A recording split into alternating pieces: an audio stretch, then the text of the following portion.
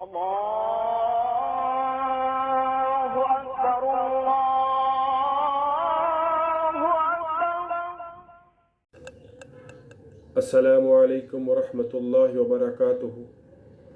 الحمد للہ رب العالمین والصلاة والسلام علی رسولہ الکریم، اما بعد، بسم اللہ الرحمن الرحیم۔ ان عثمان بن ابی عاص ثقفی رضی اللہ تعالیٰ عنہ سمعت رسول اللہ صلی اللہ علیہ وسلم یقول الصیام جنۃ من النار کجنۃ احدکم من القتال او کما قال النبی صلی اللہ علیہ وسلم۔ حضرت عثمان بن ابی العاص ثقفی رضی اللہ تعالیٰ عنہ سے روایت ہے، فرماتے ہیں میں نے رسول اکرم صلی اللہ علیہ وسلم سے سنا، آپ نے فرمایا الصیام جنۃ، روزہ ڈال ہے، من النار، آگ سے، کجنۃ احدکم من القتال، جس طرح ڈال ہوتی ہے تم میں سے کسی کی، من القتال، جب تم لڑائی لڑتے ہو، جب تم قتال کرتے ہو۔ اس حدیث مبارکہ میں نبی محترم حضور اکرم صلی اللہ علیہ وسلم روزے کو ڈال قرار دے رہے ہیں۔ ڈال کیا چیز ہے؟ پہلے جب لڑائیاں دست بدست ہوا کرتی تھیں، آمنے سامنے ہوا کرتی تھی، جب لڑائی تلوار اور نیزے کی ہوا کرتی تھی، تو لڑنے والا اپنے دائیں ہاتھ میں تلوار پکڑتا تھا اور بائیں ہاتھ میں دشمن کے حملے کو روکنے کے لیے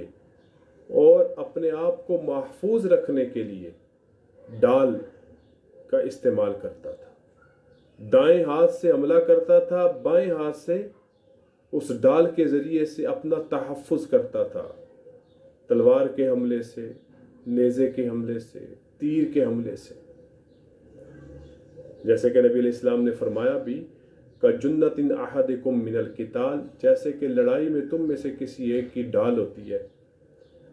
ایسے ہی روزہ بھی ایک ڈال ہے۔ اس حدیث مبارکہ میں نبی کریم صلی اللہ علیہ وسلم ہمیں جو تعلیم دے رہے ہیں کہ تم اگر اپنے آپ کو آگ یعنی جہنم کی آگ سے اور اس کے عذاب سے بچانا چاہتے ہو تو تمہیں روزے کا سہارا لینا پڑے گا، تمہیں روزے کی پابندی کرنی ہوگی۔ عموماً ہم جب بھی یہ بات کرتے ہیں الصیام الصیام، تو اس سے سب سے پہلے رمضان المبارک کے ہی روزے آتے ہیں، باقی اللہ تعالیٰ جس کو بھی نفلی روزوں کی توفیق عطا فرما دے۔ تو ڈال ہے، یعنی جب جہنم کی آگ اور جہنم کا عذاب کسی بندہ مومن کی طرف بڑھے گا، جہنم کی آگ یا اس کا عذاب جب کسی بندہ مومن کو نقصان پہنچانے کا ارادہ کرے گا تو یہ روزہ ڈال بن کر اس عذاب کے سامنے، اس آگ کے سامنے کھڑا ہو جائے گا، اور جس روزہ دار نے روزے کے حقوق کی رعایت رکھتے ہوئے رمضان کے روزے رکھے ہوں گے، فرض کو ادا کیا ہوگا، تو یہ روزہ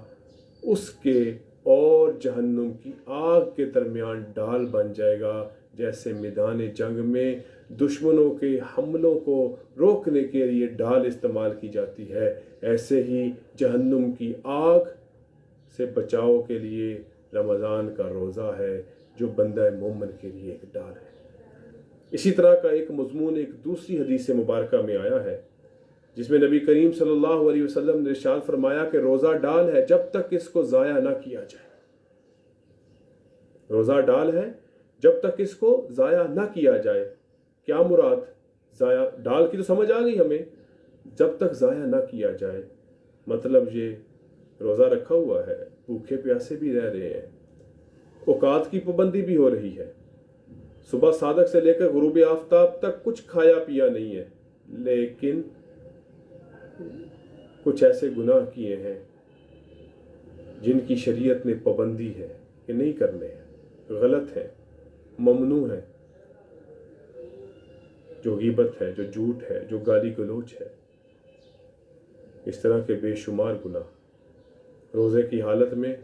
جو کیے جاتے ہیں، جو عام حالات میں منع ہے، تو روزے میں تو بدرجہ اولا ان سے رکنا ضروری ہے۔ تو جو روزے میں ان گناہوں میں ملوث ہوتا ہے وہ اپنی ڈال کو کمزور کر رہا ہے، وہ اپنی ڈال کو ضائع کر رہا ہے، اس کی وہ ڈال بے فائدہ ہو رہی ہے۔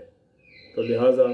جہاں پہ اللہ رب العزت نے ہمیں رمضان المبارک کے روزے رکھنے کی توفیق نصیب فرمائی ہے، ہمیں چاہیے کہ اس رمضان کے روزے کو جو ہمارے لیے ڈال ہے اس کو مضبوط رکھیں،